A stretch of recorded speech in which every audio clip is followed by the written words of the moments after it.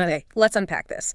Imagine a story so ancient, so layered with meaning, that it serves as a powerful metaphysical map. A map for understanding not just the universe around us, but yet the deepest parts of ourselves. Exactly. And that's exactly the kind of deep dive we're embarking on today. Indeed.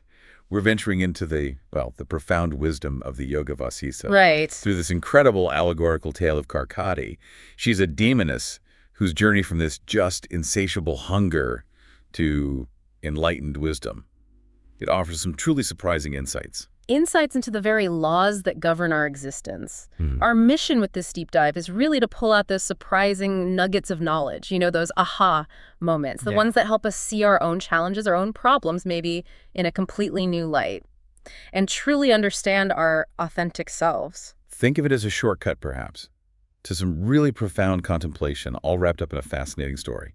It can be a little unsettling at times. For sure. You'll hear how this ancient wisdom speaks directly right to the core of what it means to be human, and importantly, how to navigate that ocean of desire and understanding. It's really about how these narratives aren't just dusty old myths, but intensely practical guides for your inner world. Okay, so let's start at the beginning.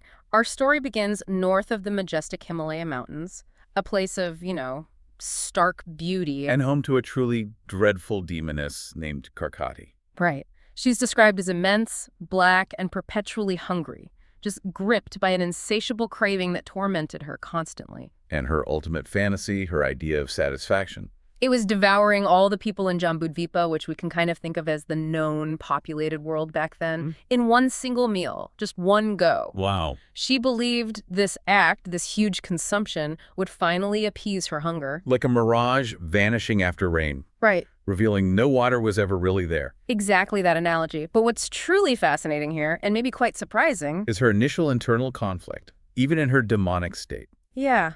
A flicker of conscience you just wouldn't expect. She actually paused, to deeply ponder the appropriateness of this overwhelming desire. She recognized the people of Jambudvipa were, pious, charitable, wise. And she thought, it's inappropriate to harass these peace-loving people. Which is incredible, this subtle hint of a moral compass, even in a creature driven by such primal hunger. And it leads her to seek a different path, a less destructive one initially. So instead of just going on a rampage, Karkati decides on penance. Austerity, yeah.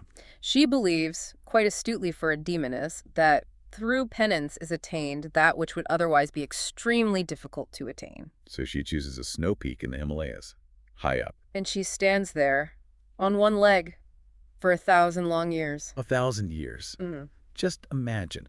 She becomes as thin as a skeleton clad in transparent skin, completely unmoved by days or months passing. It's an incredible feat of willpower, a testament to her fierce intent, even if her goal was still, a bit misguided. Definitely rooted in a very physical desire at that point. So after this full millennium, Brahma, the creator deity, appears.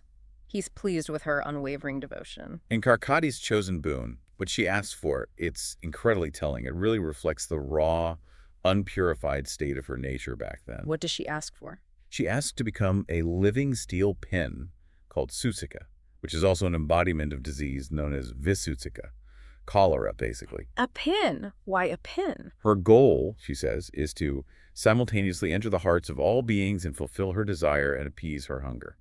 So, small enough to get inside everyone. Wow. Okay. And Brahma grants this? He does, but with a crucial condition, a sort of cosmic catch. There's always a catch. Right. He says she will specifically inflict pain only on those who eat the wrong food and indulge in wrong living by entering their heart. So it introduces this idea of consequence, directly tied to one's actions and choices. Karma, essentially. Exactly. Immediately, her huge mountainous body shrinks down to the size of a pin. So subtle, her existence is only imagined, not seen. Precisely. She then roams the world, entering the physical bodies of people who are debilitated or obese, those already living out of balance. And she transforms into cholera, inflicting widespread illness. And for a long time, her hunger is gratified in this new, terrifying, and frankly, deeply impactful form. This whole initial phase is such a powerful metaphor, isn't it? Almost unsettling. Very much so. Yeah. It shows us how our unexamined desires, what we truly consume with our minds and hearts, not just physical food, Right. can lead to suffering and a kind of degraded existence. Right. Not just for others, but ultimately for ourselves too. Her hunger isn't just physical. It symbolizes this deep, maybe spiritual craving for external gratification. And when you pursue that indiscriminately, without wisdom, it manifests as affliction, as disease in her case. It really highlights how our inner imbalances can project outwards, becoming very real, very painful problems, both in the world and within us. But then, And here's where Karkati's story really pivots. This is the turning point. after living as Sisika, the disease pin, for a long, long time, she becomes profoundly disillusioned. The temporary gratification, it didn't bring peace. It wore off. Right. She finally repents her foolish desire to devour people. She recognizes the enormous cost, 1,000 years of severe penance. only to lead to this degraded existence as a needle, an embodiment of disease. She sees the utter futility of her initial path. That feels like a very human moment, actually. That disillusionment. It absolutely is. It's a truly crucial turning point in her story. And, a mirror for us. It highlights that cycle. Desire, temporary gratification, and then the inevitable emptiness. We've all felt that, right? Chasing something external. Exactly. It's that critical moment of self-reflection when blind craving is seen for what it truly is, an ultimate source of misfortune. It resonates so deeply with our own experiences. Seeking satisfaction in, wealth, fame, endless stuff. And finding it fleeting, ultimately unfulfilling. Yeah. It's the moment the soul kind of tires of chasing phantoms and starts asking the real questions. So Karkati immediately abandons the desire to devour. Just stops. Cold turkey. And this time, she undertakes an even more intense penance. For 7,000 years, back in the Himalayas. 7,000. Her austerities are described as so fierce that smoke rises from her head, Wow! from which another Susika emerges, like a symbolic companion in her purification. Even her shadow becomes yet another. She becomes utterly motionless, her entire being purified, all her sinful tendencies washed away. And through this immense, unwavering effort, she attains the highest wisdom, samadhi, enlightenment. So Brahma reappears again. He does. But Karkati's response now is profoundly, beautifully different. How so? Well, she has no physical sense organs in this purified state, but she experiences his communication inwardly, and she reflects with this incredible clarity. What does she say or think? She thinks, I have realized the absolute. There are no doubts or desires left in me. What need have I for boons? That's a huge shift. Huge. She continues, when I was ignorant, I was haunted by the goblin of desires. Now, through self-knowledge, that ghost has been laid to rest. It demonstrates a complete fundamental shift from outward craving seeking external things. To an unshakable inner fulfillment. Deep, abiding peace. She's found her true self. But the journey isn't quite over yet, is it? There's a twist. Not quite. Brahma then explains that the eternal order of the cosmos cannot be bypassed. There are still natural laws. Meaning? She must regain her former mountainous body, live a long, happy life within that form, and ultimately attain final liberation that way. So she has to go back to being big. Yes, but as an enlightened being, she will harm none but the wicked and sinful. Okay. And even then, only to appease her natural hunger and causing the least harm possible. It's an integration of her powerful past with her newfound wisdom. So what does this mean for you, the listener, this part of the story? It's incredibly important. Liberation isn't about escaping the physical world or denying natural laws like hunger. It's about purifying your relationship with them. Ah, I see. It's about transforming consumption, whether it's food, information, experiences, from an act of blind greed or destruction. Into an act aligned with wisdom and dharma, righteous conduct. Exactly. You can fully engage with the world, but from a place of profound inner awareness and purpose, rather than being driven by those unexamined urges. Okay. So true to Brahma's word. Karkati's needle-like form expands. She regains her towering mountainous body. But she's different inside. Completely. For a long time, she remains absorbed in a superconscious state, totally free from any demonic tendencies. After 6 months, she becomes fully aware of her body in the outer world again. Immediately. She experiences hunger. That natural bodily function returns, even to the enlightened. Which raises a really interesting question for all of us, doesn't it? It does. What do you do when fundamental natural urges arise after a profound spiritual awakening? How does Karkati handle it? Her reflection here is absolutely key. She asks herself, what shall I eat? Whom shall I devour? To destroy other beings just to prolong one's own life is condemned by the wise. She's applying her wisdom now. Precisely. She thinks, if in refusing to consume such food I must give up this body, so be it, there is no harm. Unwholesome food is like poison. Her wisdom now guides her hunger. The hunger's there, but her response is transformed. Then an aerial voice provides divine guidance, sort of reaffirms her new path. Yes. The voice says, "O Karkati, go to the ignorant and deluded people of the world and strive to awaken wisdom in them. This alone is the noble mission of enlightened beings. Wow. If someone remains unawakened despite your efforts, then such a person is fit for your consumption." Okay, that last part sounds a bit intense. It does, but it's a powerful redefinition of consumption. It's shifting from literal devouring to dispelling ignorance. Oh, okay, I see. It teaches us that the highest act is compassion, and the highest food is knowledge. Only those who actively refuse to wake up, even when shown the light, are still bound by their own karma, their self-created suffering. So for the enlightened, their true role becomes awakening others, not harming them. Exactly. So, guided by this divine command, Karkati descends from the mountain. And she soon encounters King Vikram and his minister. They're patrolling a dense forest at night. She observes their brave and noble actions, their dedication, and she decides to test them. Right. She lets out this piercing cry, a booming sound. Roaring, "Who are you? Speak quickly or I shall devour you."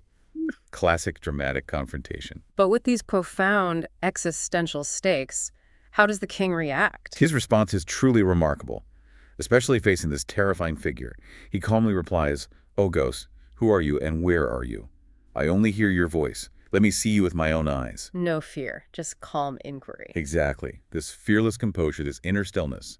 It's a clear sign of profound inner wisdom and equanimity. It teaches us a powerful lesson, right? How to face challenges in our own lives, however overwhelming, without agitation, meeting them head on. Absolutely. So Karkati reveals her dreadful, towering form. And astonishingly, the king and minister remain completely undisturbed. The minister, showing his own deep understanding, wisely speaks up. What does he say? He says, "Even selfish goals can be achieved wisely through proper conduct and a clear, equanimous mind. Ask of us what you wish. Never have we turned a beggar away empty-handed." He's saying even a demoness can achieve her aims, but from a place of wisdom, not blind appetite. Precisely. Karkati then challenges them directly. She states that true rulership requires self-knowledge. That a ruler without this profound inner knowing isn't really fit to rule. Right, neither a good minister nor a wise king. So to test them, she presents 10 profound questions. The ultimate test. And she promises to devour them if they fail to dispel her darkness of doubt. These aren't just riddles. They're central to understanding the very nature of existence. Okay, let's hear them. What are the 10 questions? Right, she asks. What is the atom causing the origin, sustenance, and dissolution of countless universes, which arise like bubbles? Okay. 2. What is space, and yet is not? What is unlimited, yet has a limit? What moves, yet moves not? Paradoxical. 5. What, though it exists, yet does not exist? What appears as consciousness, chit, and yet is inert like a stone? What paints pictures in the sky? Intriguing. 8. What atom holds all microcosms latent, like a tree and a seed? From where do all things arise, being non-different from their source? And finally, 10. And into what do these two, this play and its source, finally merge as one? Wow. Those are deep. They're not just riddles. They are philosophical challenges, invitations to inquire into the very fabric of reality. Exactly. And it's through the answers to these profound questions that Karkati truly completed her inner journey, shedding the last vestiges of her ignorance. So who answers? The king or the minister? The minister steps up first. Without hesitation, he responds that all her questions relate to one thing: the Supreme Self. The ultimate reality. Yes. He explains that this self is subtler than even space itself. It's beyond the mind and senses. It is pure consciousness. Yeah. The entire universe, he clarifies, exists within this atomic consciousness, not the other way around. So the universe is in consciousness, not consciousness in the universe. Precisely. It truly exists, he says, yet it's not an object that can be experienced by the physical senses, like a table or a chair. Okay, that's a mind bender. It is. It means the universe isn't some separate entity you observe from the outside. It's more like an appearance within consciousness itself. Like the bracelet example. A bracelet is just gold. Exactly. The world, with all its seeming diversity, is fundamentally only consciousness. Though it appears to be many, it is ultimately one. And the self being infinite, it doesn't move. Right, because everything that moves exists within it. Like the space inside a pot, the space doesn't move when you move the pot. I think I follow. What else does the minister say? He continues, stating that this self, pure consciousness, only appears inert when it seems associated with inanimate objects. But in truth, it's the conscious essence in all things, the fundamental substratum.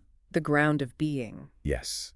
And from this viewpoint, creation itself is an illusion. Nothing was truly created or ever separated from this ultimate reality. It's like a grand cosmic magic show. This concept, it feels crucial for understanding how our perception shapes reality, doesn't it? Absolutely. What we call the world, or as the text says, the dream of fleeting moments and vast epochs, all exist within this tiny atomic consciousness. So time itself is relative within consciousness. Entirely. An entire epoch with all its history can exist in the blink of an eye within this consciousness, just like a whole city can be reflected in a tiny mirror. It really challenges our fixed ideas of time and space, shows they're maybe more illusory than we think. Reminds us of the vastness within. Exactly. Then the king steps in to reinforce these truths, building on the minister's wisdom. What does the king add? He explains that the eternal Brahman, this ultimate reality, is known only when the three ordinary states, waking, dreaming, and deep sleep, have ceased, when the mind is utterly free from thought. Beyond mental activity. Yes.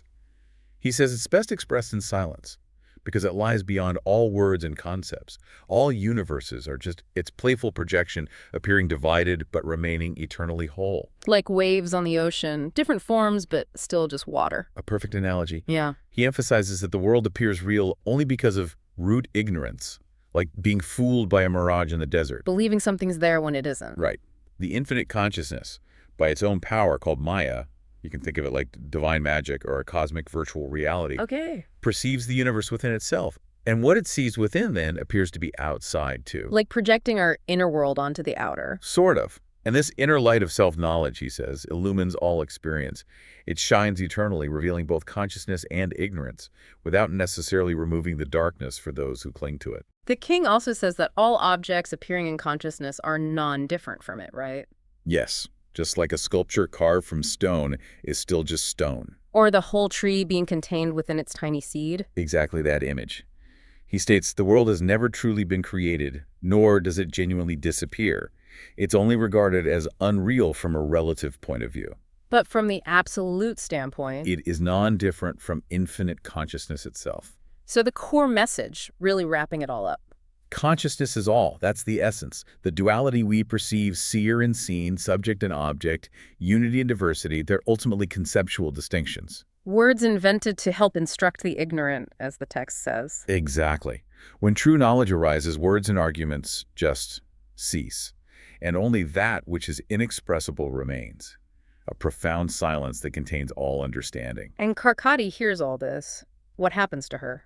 After listening to the king's wise words, Karkati becomes completely tranquil. Her demonical nature just leaves her entirely. She's fully transformed. Fully. She declares she has been thoroughly awakened, and she asks how she can serve them. Wow. She says, one who enjoys the company of enlightened men does not suffer in this world, even as one who holds a candle in his hand does not see darkness anywhere. That's beautiful. Such a profound transformation. It really is a beautiful illustration of the transformative power of wisdom and also of enlightened company, satsang as it's called. It highlights that true protection from suffering comes from within, right? Illuminated by knowledge. Exactly. That inner light dispels all darkness inside and out. So what happens next? Does she just wander off enlightened? No. The grateful king asks Karkati to assume a gentle, smaller form and live in his palace as his guest. His guest, a former demoness. Yes, and he entrusts killers, criminals, and sinners to her. What does she do with them? At night, she resumes her demonical form and consumes them. It sounds harsh, but she's acting as an agent of cosmic justice, purifying society within the established order. Ah, so it's not her old hunger driving her. Not at all. During the day, she returns to being a charming woman, the trusted friend and guest of the king, and occasionally she goes into samadhi, these profound meditative states, for years at a time. So this isn't a return to her old ways, it's symbolic consumption. Exactly. It's the consumption of ignorance and sin, acting within the cosmic order to purify. Her transformation is complete. She's now a tool for justice and awakening, not driven by blind desire. She embodies that balance of power and wisdom. So the story wraps up with Vashishta, the sage, telling the story. Yes. Vashishta concludes his teachings to Prince Rama by reiterating the core point, The universe, with all its dazzling diversity, extends from infinite consciousness, like that tree from the seed. And he assures Rama that simply by listening with an open heart, he will be enlightened. He clarifies again that words like cause and effect, self and Lord, pain and pleasure, they're just tools for instruction. For those still caught in ignorance, they aren't ultimately real in themselves. All discussion stops when true knowledge arises. Only silence remains. Like when you deeply understand something, you don't need words anymore. The truth just is. He also adds that samsara, this world appearance we experience, Is nothing but the mind filled with its constant likes and dislikes, its attachments and aversions. and when the mind is free of them, achieves equanimity. The world appearance ends, or rather its illusory nature is fully revealed. The mind, illumined by wisdom, experiences infinite consciousness within itself. It realizes its true nature. And Brahma's own creation story reinforces this too. Powerfully, he reveals he saw the entire universe, all beings, mountains, rivers, moral codes, even time itself within his mind before seeing them with physical eyes. Mind creates reality. Essentially, the sun, when as by Brahma confirms, it is the mind alone that appears as all this ceaseless and endless creative activity. It underlines that our entire experience, all our problems, our perceived realities, are projections of consciousness. So the deeper moral here, the big takeaway for us. It's crystal clear. The real food is not what we eat, but what we consume with our mind and heart. Ignorance feeds on destruction. Wisdom feeds on understanding. It's about our internal diet. Exactly. Karkati's story is the soul's journey. From blind craving to conscious living. It teaches that hunger, desire, it's natural, it's part of existence. But our response to it reveals our wisdom. Precisely. The highest food is knowledge. The highest act is compassion. The highest strength is self-restraint. What we consume with awareness, whatever it is, even our food can become an act of worship. Liberation isn't escaping the body, but purifying our relationship with it. It's the journey from beast to sage. As the king wisely says, he alone is wise who, when questioned by life, cuts the root of ignorance, not with argument, but with inner light. Wow. We've journeyed through this incredible transformative story of Karkati, from, well, a monstrous appetite to profound enlightenment. Exploring the very nature of existence through her questions, and the answers from a wise king and his profound minister. This deep dive really shows you how ancient wisdom offers such a powerful metaphysical lens for understanding your own problems, yes, but also the true nature of yourself. And that these existential laws aren't some external rules imposed on us.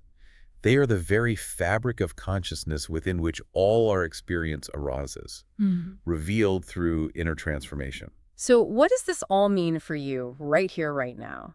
If the entire universe, with all its complexities, all its challenges, exists within that tiny atomic space of consciousness, What does that imply about the nature of the problems you face in your daily life? are they truly external realities, or are they maybe reflections of your inner state, just waiting for that inner light of self-knowledge to transform them? It invites you to take a moment, reflect on your own hunger, not just for physical food, obviously, but hunger for knowledge, for experience, for connection, success, even for peace. How can you purify what you consume with your mind, with your heart, transforming desire from maybe a source of affliction Into a path towards deeper awareness and wisdom.